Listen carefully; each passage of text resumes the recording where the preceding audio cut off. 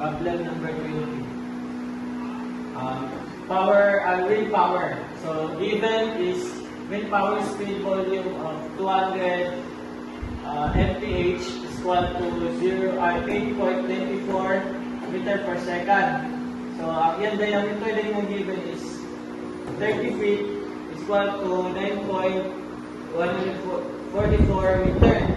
So using the formula of pakakapan na itong area, so using the formula of pi times d square, so substitute na to, so natay 4.572 square, so natay final area nga 65.6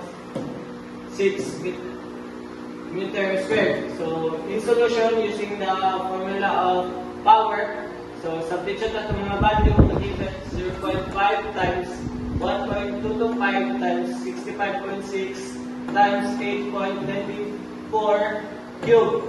So, nasa watts na 28,725 watts. Convert din nato siya into HP. So, natay final answer na 38 HP. So, ang final answer is letter B. So, problem number 21. The isentropic efficiency of a compressor that takes at 8 psi and negative 10 Fahrenheit and 55 pPa and negative 20 degree Celsius and discharges at 40 psi and 315 Fahrenheit and 275 pPa and 160 degrees Celsius is most nearly. So using the formula of efficiency, so efficiency is equal to T2 T sub 2S minus T sub 1 over T sub 2 minus T sub 1. Substitute na ito ang mga value. So na ay 40 minus negative 23.3 over 157.2 minus negative 23.3. So, nasa yung final answer na 0.741 or 74%. So, ang final answer is letter C. So, for problem number 22, the cooling leaves the condenser at 60 degrees Celsius and leaves the cooling tower at 35 degrees.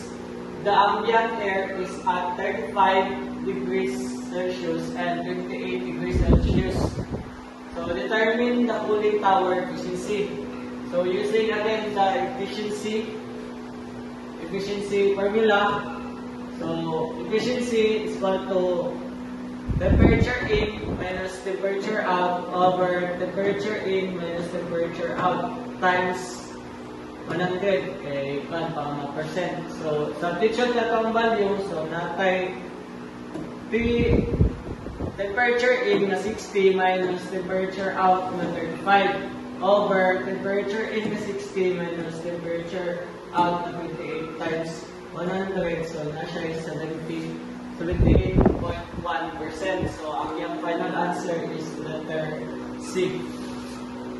So for problem number 26, air flows in a duct at pressure of 150 kPa with a velocity of 200 meter per second. The temperature of the air is 310 Kelvin.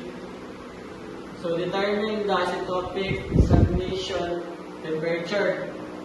So using the formula, the given is PO is equals to P plus velocity squared over 2 times Cp. So using the formula, substitute na to, then 310 temperature Kelvin. So substitute 310 Kelvin plus 200 squared over 2 plus 1.005 times 1,000.